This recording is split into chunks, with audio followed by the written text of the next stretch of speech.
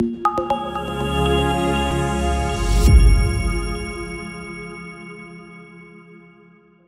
and welcome everyone. Allow me to start by introducing myself. I am Bernice Buttigieg, Chief Strategy Officer at FinanceMalta. Today, we gather to commemorate an occasion of immense significance, International Women's Day. This day serves as a global platform to celebrate the achievements of women, advocate for gender equality, and foster inclusive dialogue. I'm thrilled to have you all join us for this recorded webinar as we delve into the essence of International Women's Day and engage in a thought-provoking panel discussion. International Women's Day, observed annually on March 8th, is a testament to the ongoing struggle for gender equality. It originated from the labor and suffrage movements in the early 20th century and has since evolved into a powerful global movement. Today, it serves as a rallying cry for action, challenging societal norms and advocating for the rights and empowerment of women worldwide. Before we proceed, I'd like to extend a warm welcome and express gratitude to our esteemed moderator, Ms. Lamia MERZOUKI, Chief Operating Officer of Casablanca Finance City Authority, but also Vice Chair of the World Alliance of International Financial Centers, better known as the WAIFC, and Chair of the United Nations-led Financial Centers for Sustainable Network, UNDP FC4S. Lamia is also President of the We4She Association, whose goal is to improve female representation at all levels of companies and to change the face of business in Africa. With her expertise in the field, I am sure she will bring invaluable insights to our discussion. We're truly fortunate to have her lead our conversation today. As the title suggests, our moderator and panelists hail from 5 jurisdictions across 3 continents, namely Africa, Asia, and Europe. In our daily jobs, we compete in attracting financial services business to our respective countries. However, today, we have teamed up in a cooperative spirit through our YFC membership to work on our common agenda of promoting gender equality and women leadership. If any one of you is wondering why we have no male presence on the panel, I would like to point out that this was definitely not done intentionally. Unfortunately, we have not managed to secure the opposite sex's participation, but we do hope to have the opportunity to do so in the near future. I'd like to extend a heartfelt thank you to our esteemed panelists, who I will now introduce. My colleague, Graziella Grech, is the Chief Operating Officer at FinanceMalta. Graziella has over 27 years of experience in the financial services industry, primarily in retail and business banking, investments and insurance, back office operations, complaints handling, and project management. Graziella holds a Master of Business Administration from the Henley Business School, University of Reading. Sophie Yu currently serves as the Head of International Affairs at Frankfurt Main Finance, Germany. Her main working focus includes enhancing the international status and global cooperation of the Frankfurt International Financial Center, researching the development of green finance in Europe and Germany, and the impact of Brexit on the German and European financial industry. She is a certified sustainable finance expert and also a certified project management professional. Alya Zarouni is Chief Operating Officer at the Dubai International Financial Center Authority. She is responsible for setting the strategic direction of the WAIFC Authority's operations, client experience. Alya earned both her BSc in Computer Science and MBA from the American University of Sharjah. She has an LLM in International Business Law from the University of Paris and is a graduate of the prestigious Mohammed bin Rashid Center for Leadership Development. Last but not least, Obi Ibekwe is Chief Executive Officer at Enterprise NGR in Nigeria. Obi has over 3 decades of work experience spanning legal practice, management consulting, banking, and advocacy. She holds a Bachelor of Arts degree in International Relations from Tufts University, Massachusetts, and a law degree from the University of Lagos, Nigeria. Obi holds an MBA degree from Ross School of Business, University of Michigan. As you can see, each panelist brings a wealth of experience and a unique perspective to our dialogue.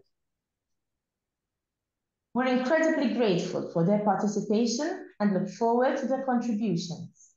And with that, let's dive into our discussion. Morning, everyone. I'm delighted to moderate this panel discussion on embracing diversity in leadership. I'd also like to express my thanks to FinanceMalta for extending this invitation. And to echo what Bernice mentioned, today we are in a time where an abundance of research and case studies highlight the benefits that gender diversity brings to organizations. I mean, it's not just about fairness and equality. It goes beyond that. It's about boosting performance, encouraging innovation, and approaching problem solving from diverse and enriched perspectives.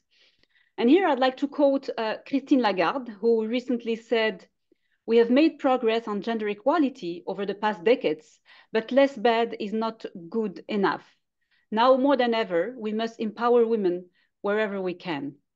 And within the WAIFC, the World Alliance of International Financial Centers, we want to support financial centers to become leading examples in terms of gender diversity. And by connecting and partnering globally, we can speed up our efforts to build an inclusive and more sustainable future. And this is why we signed last October in New York the Gender Pledge that reflects the aspiration of our members, focusing on increasing the presence of women at all levels in our ecosystems. And we plan to support this with a yearly action plan, among other steps, to keep moving forward. So today we will be hearing from diverse perspectives from women leaders across continents. And to kick things off, I'd like to focus first on the corporate world and hear from each of our panelists about their experiences navigating their own landscape. So let's start with Graziella Grech, Chief Operating Officer in FinanceMalta. Graziella, what strategies do you employ to empower other women in leadership roles, and how do you navigate the cultural differences in this global context? Well, thank you so much, Lamia. As an advocate for empowering women in leadership, I prioritize mentorship, rewarding accomplishments, and emphasizing the necessity of work-life balance, particularly for mothers. I actively participate in mentorship programs, providing guidance and support to ambitious female leaders, while acknowledging the unique hurdles women may experience when managing professional and personal duties. By sharing my thoughts and experiences, I hope to help people confidently manage their career paths while maintaining a healthy work-life balance. In addition, I make it a point to publicly highlight and applaud the successes of women in leadership positions, especially those who effectively balance their jobs and parenthood. By highlighting their accomplishments, we encourage others and challenge prejudices about women's leadership qualities, emphasizing that becoming a mother should not limit one's professional development. Through these efforts, I hope to foster a supportive climate in which women feel empowered to pursue and achieve in leadership roles, regardless of their family responsibilities. Thank you, Graziella. Let's move on to Alya Zarouni. You are the COO of the IFC Authority. Could you tell us what are some of the challenges you have faced as a woman leader in your region, and how have you overcome them?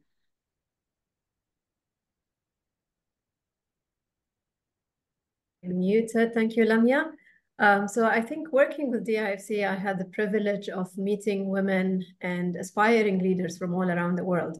And whenever we talk about those challenges, it's really, I think we all face the same challenges across all continents. All of us face unconscious bias, stereotypes, the underrepresentation of women in senior leadership, and also the fact that in most of the cases, women get promoted after proving themselves over and over again, while men get promoted for potential. So I think it's the same challenges, but for me, really, as I'm not a challenges person or a barriers person, so I don't think about it, and I think not thinking about it make them so small. So I try to always focus more on my self-development.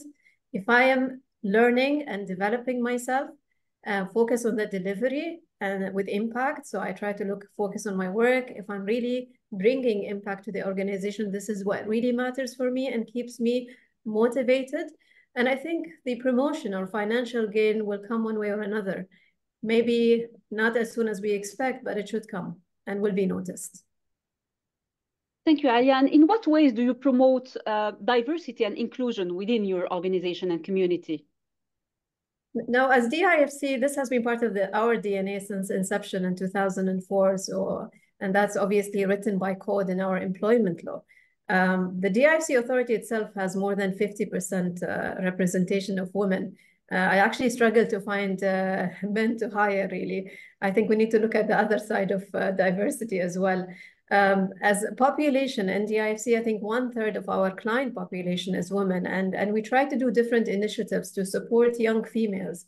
So in 2019, our Innovation Hub launched the Accelerate Her program, which is a program focused at developing young female executives in fintech and innovation to play a pivotal role in the industry, and that is through one-to-one mentorship. So we connect them with senior leaders within the banks or financial institutions in the center, through networking, which I think is something that all women really need, and also training and development.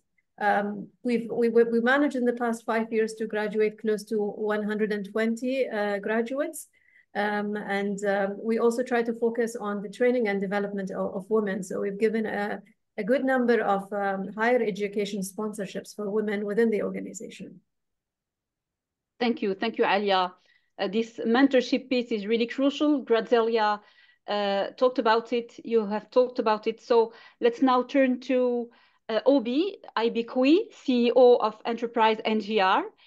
Obi, can you share an example of a time when you had to advocate for gender equality or challenge gender stereotypes in your workplace? Thank you, Lamia. I've been in HR for quite a number of years, and I've seen I've been through a number of challenges and situations that I felt were not supportive of women, to put it nicely. And I will just share one example with you. This was in an organization, one of the banks, Nigerian banks I worked in. And in our law, in our labor law, women, it's encoded there that women are entitled to 12 weeks of maternity leave. So organizations have no choice but to adhere to that. But the challenge was that once women have gone on this maternity leave and they come back, and there's a promotion cycle going on, the tendency was to penalize the women for the period that they were away. And this was a situation where you had two criteria that qualified you for promotion. One was your performance rating, and the other was your tenure on that particular grade. And where they got the women was they would then subtract the 3 months they were away on their maternity leave, and a woman who would otherwise have qualified then didn't, because of that practice, which was not fair at all. So we had to fight, to change that policy and ensure equality. That, if you go on leave, you go on leave, provided it was an approved leave, you shouldn't be penalized come promotion. So that was one of the ways that we supported women. And it's really all about policy, because when you think about it, the workplace, the men have dominated the workplace for decades, and the work arrangements in their favor and not very supportive of women. And we need to, it's through policy and understanding some of the challenges that women go through in the workplace that we begin to change the work environment to be more supportive of women. I am particularly happy about remote working that COVID has brought about, because it's giving women an opportunity, to balance the two sides of their life, work and, and home. So, and I find within my organization, for instance, that is something that we practice with gusto. We work 2 days a week out of the office and the rest from home. And I've found that it has not only improved productivity, but the morale of our staff, especially the women staff. So I'll stop there for now. Thank you, Obi. Thank you for your insights. I mean, I completely agree. Working from home and these maternity leaves and how we deal with that right after. I mean, those are crucial topics that we need to really, reflect on and implement in the right sense. So. Absolutely. Sophie, Li Yu, you are the head of international relations in Frankfurt Main Finance. I'd like to ask you, how do cultural differences influence your approach to leadership, and how do you navigate these differences? Thank you very much for the question. And of course, I think I'm maybe one of the most appropriate person to answer this question, because I have leadership experiences both in China and in Germany. So these are two countries with very different corporate landscape and culture. In China, of course, or in general, in many East Asian countries, the corporate landscape is still, relatively speaking, hierarchy oriented, much more hierarchy oriented and a little bit conservative. So of course, for people, for example, if you wanted to put forward an idea in a meeting, sometimes you might have to use some, for example, indirect language to gauge the true intention and the perception of your senior leaders or your colleagues or team members. Otherwise, it might be interpreted as unpolite or incompetence to lead a team. However, in Germany, the corporate landscape is totally different. Here, if you're not able to straightforwardly present your idea, or if you're not able to take initiative to say what you want, it will be interpreted as incompetence. So this observation also requires me to shift my approach of communication and leadership. So from conservative, expressive to openly assertive. So no matter whether I talk with my senior leadership or talk with my team member, I needed to shift my approach of leadership or communication. So after observing this culture difference, how do I navigate them? I think the number one, as I said, the first step is very carefully observe. When you go to a new environment, especially when you go to a new country, you need to very carefully observe what's the difference here. I maybe should not use the old way or methodology that I used before to apply it directly to the new environment. It doesn't work anymore. Number two is accommodative communication. As I said just now, you need to adapt your communication style to fit to the new cultural environment. And number three is that also many other panelists also already mentioned that it will be great if you can have find a role model in your organization who shared the similar experiences to see how did she handle the situation. If she can offer you a lot of practical experiences and the strategies, that will be very helpful. If it doesn't work, of course, you can also, for example, me, I personally maybe also in my spare time to read some books written by female leaders. One of the best examples would be, for example, Indra Noomi, who is the former CEO of PepsiCo. She had a lot of experiences in leading how to lead global cooperation while balancing her own diverse cultural identity. I think this can be all very practical tips for the people who have to navigate, to be a leader while navigating in different cultural landscapes. Thank you, Sophie. Actually, you've already touched on the second topic or the second round of discussion, which is more on the personal experience, personal growth. You've talked about assertiveness, and I think it's a great transition. So let's now move on to the second round of discussion, which is about, I mean, more, you know, personal questions I'd like to ask. I'd like you to tell us about your own experiences in leadership.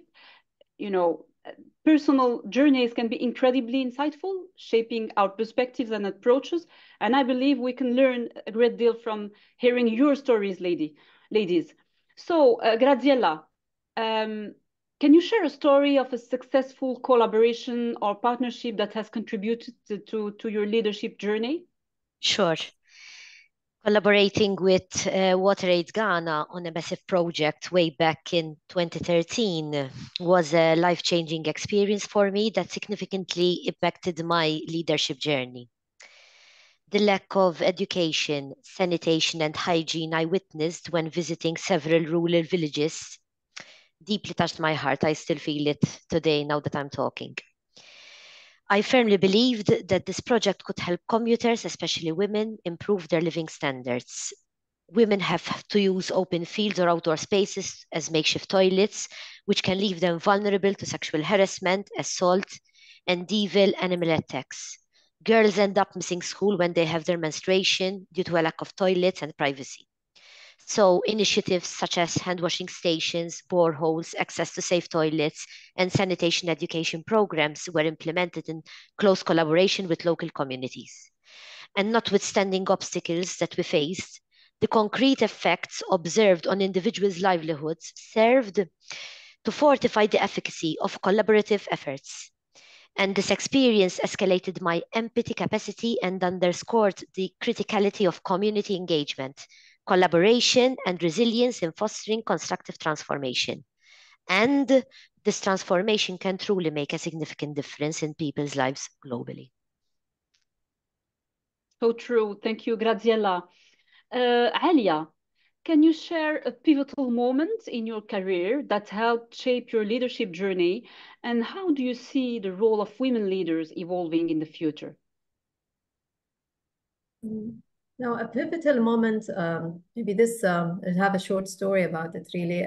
It happened to me when I was I would say in a growth stage. So it was the time when I moved from an employee with no team to an employee with a team of 20 employees.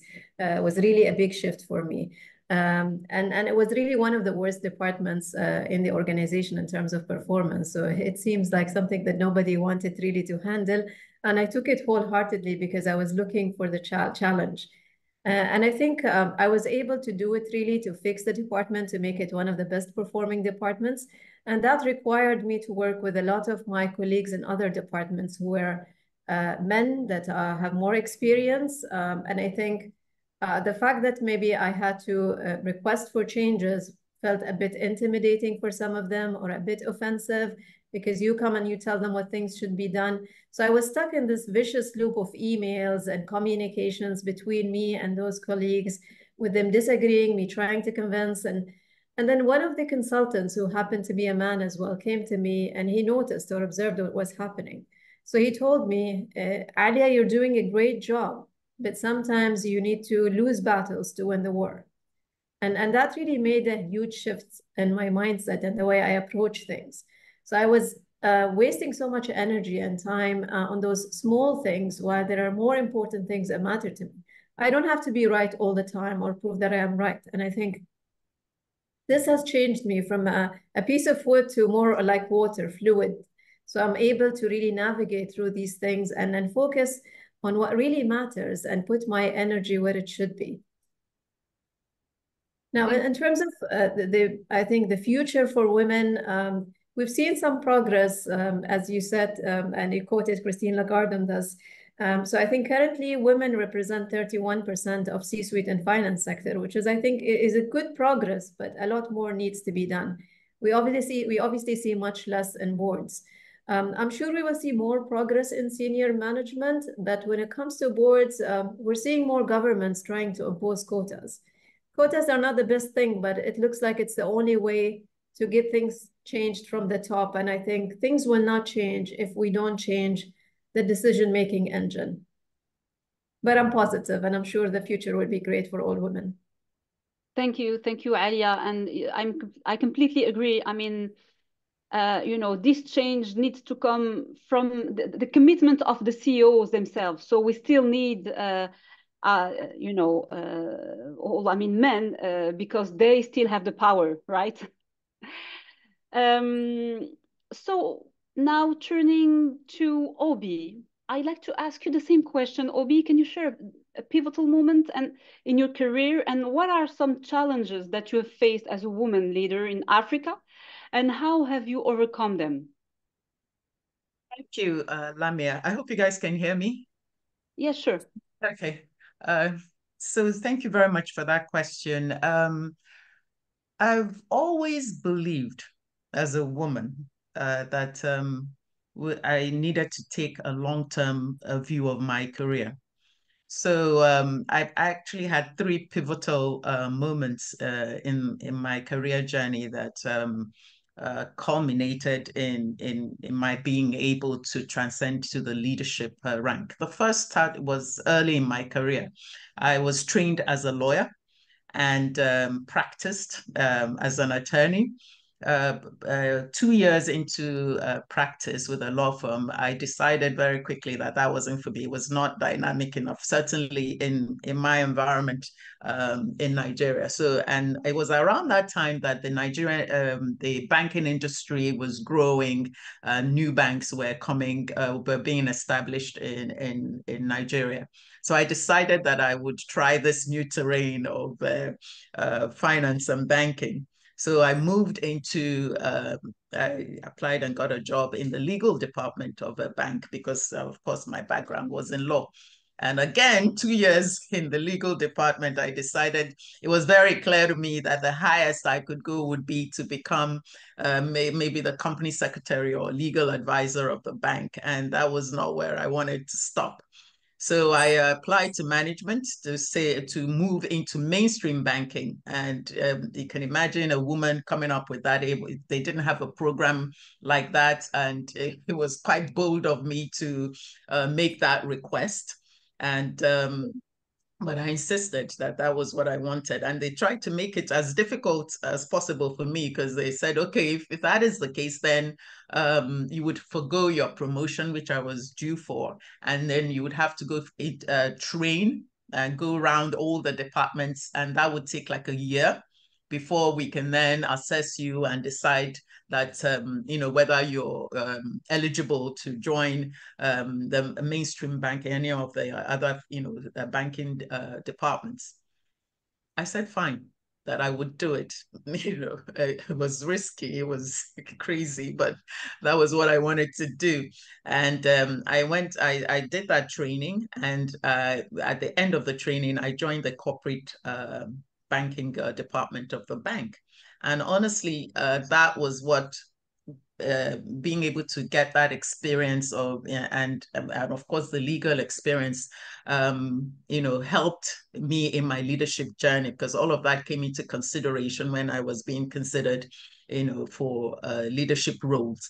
And then after that move, I'd now been established in mainstream banking. I was actually one of the first 3 branch managers appointed, female branch managers appointed in my bank. I now decided again to go back to school to get my MBA because, you know, my degree was in law, and I felt that if I, you know, I was aspiring to executive management position, that I needed, you know, an MBA degree to balance out my qualifications. So I And that was when I decided to go to the Ross School of Business in Michigan. And I had to resign from my job and invested all my money and 2 years of my life in that project. Not sure of what I would come back to. And God would have it, when I came back, that move was probably one of the riskiest I'd taken, because all my savings and everything had gone into that project.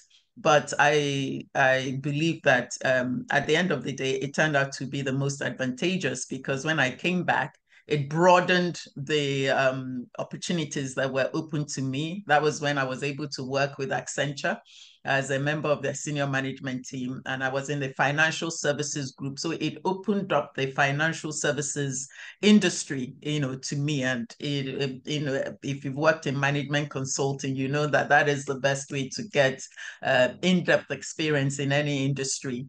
And thereafter, I moved back into banking, and with that background, of course, I was able to achieve an executive director position in one of the biggest banks in Nigeria, so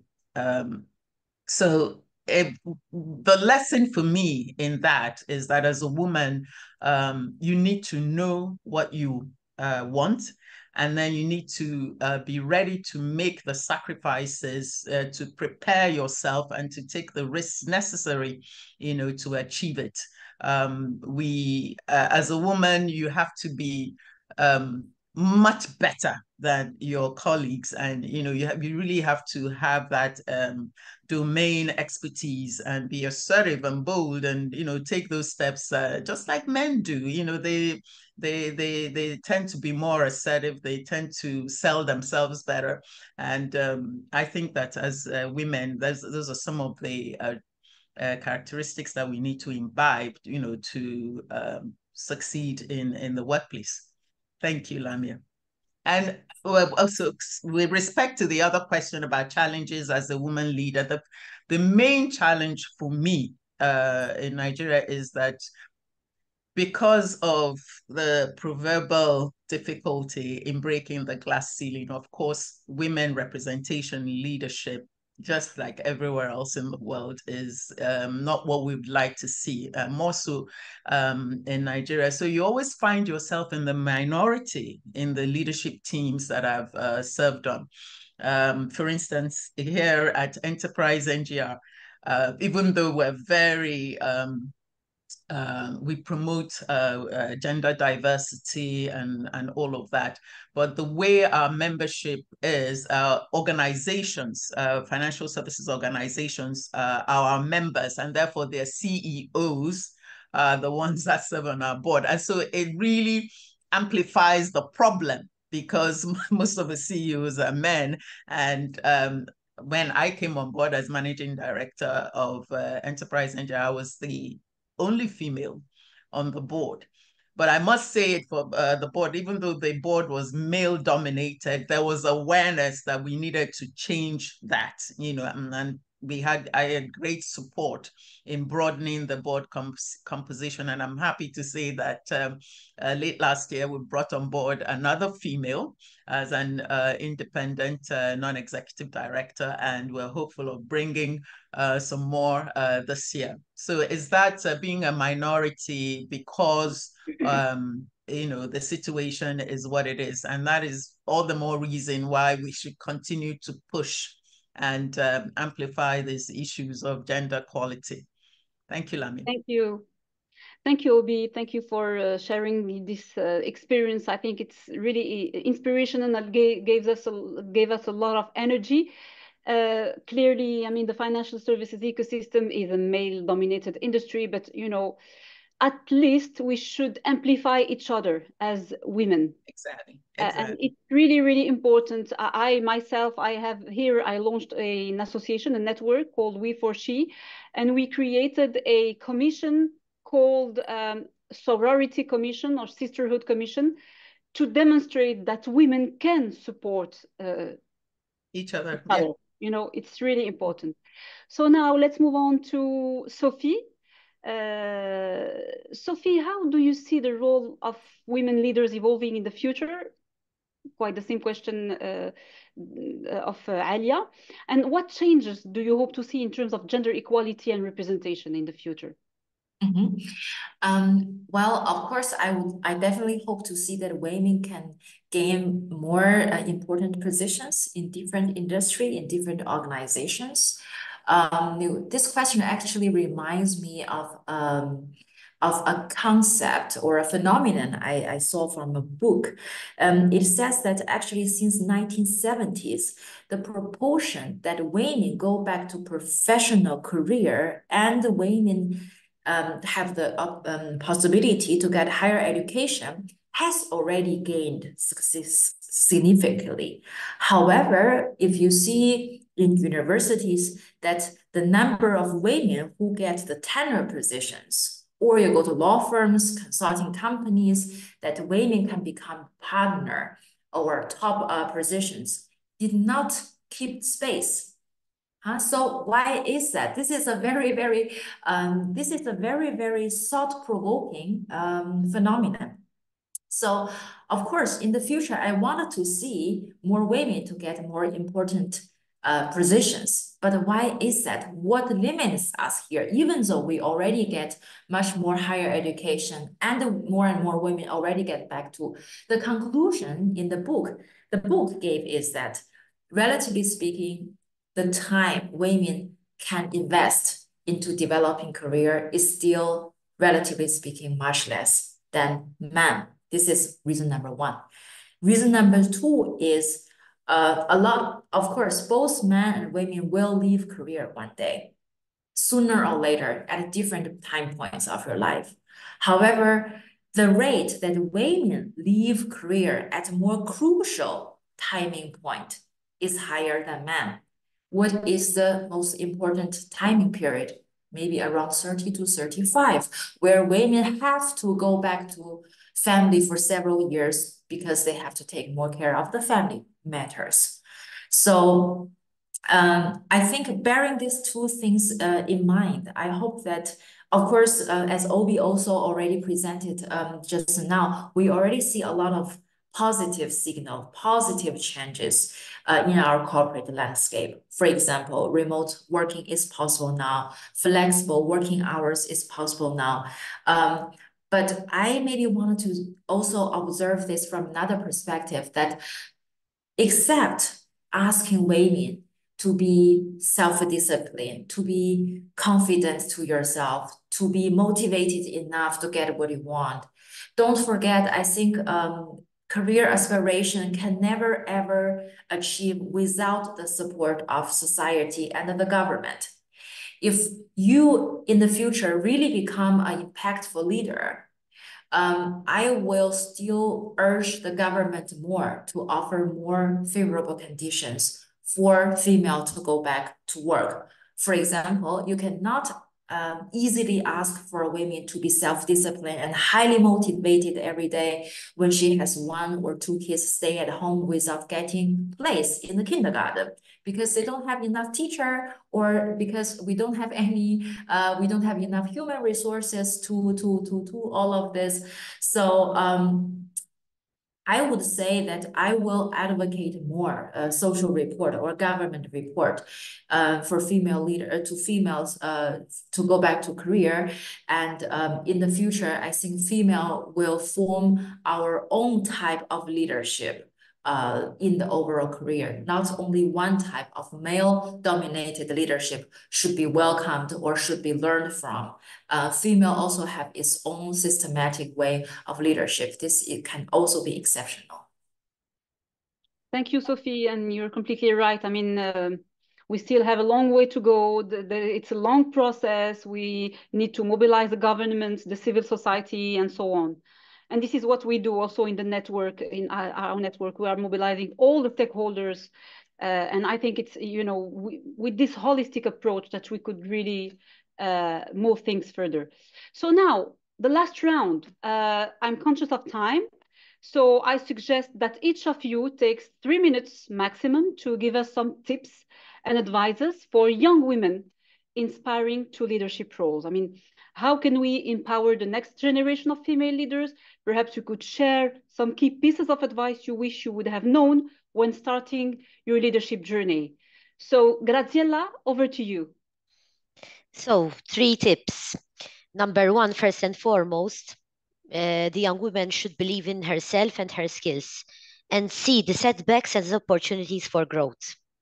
The second one, build a strong network of mentors and allies to help her along the paths. And third, prioritize ongoing skill development, emphasizing technical expertise and leadership abilities.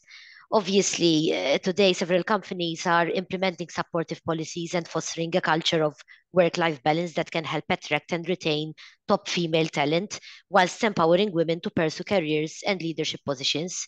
She should remember as a young woman that while the journey may be difficult, her tenacity and sincerity will pave the way for future generations of women in leadership. Thank you, Graziella. Alya, what about you? I mean, same question. Well, I would tell them, don't listen to the voices that are in your heads. Don't make those barriers so big. Make them small. Take ownership of your career journey and do better than men do, as Obi has said. And then lastly, don't be embarrassed to ask for help. You will need a support system as you grow to stay balanced mentally, physically, and emotionally. So that's my advice. Thank you so much, Alya. Thank you. Very inspiring, really. Obi, what about you? I mean, the path to leadership can be different for everyone. So what about you? You are on mute. Your mic is on mute. Yeah. Okay, sorry. 3 tips that I have for young women. One is know what you want and be confident and go after it. You will have to work hard as a woman. Embrace it. The second one is for you to be, how do I put it? You're a woman. You don't have to be a man. And as a woman, there are certain traits that you have as a woman. As a woman, we tend to be empathetic. We tend to, like to collaborate. Let all of those define you as a leader and distinguish you.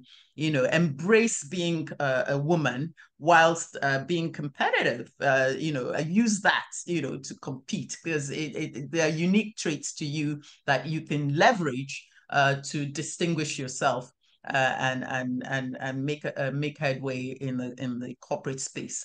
The final one is that, and Lamia, as you have said, and I support that a whole lot, and I've found that it helped me, especially as we women, we tend to be self-effacing. We tend to be too modest. Learn to toot your own horn.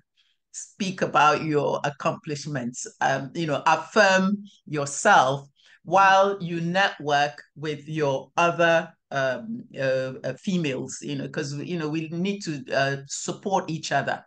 We need to learn from each other. We need to, band together, because there's certain things in my part of the world, as a woman, we're all limited in terms of networking because of the societal norms and cultures that, we have to deal with.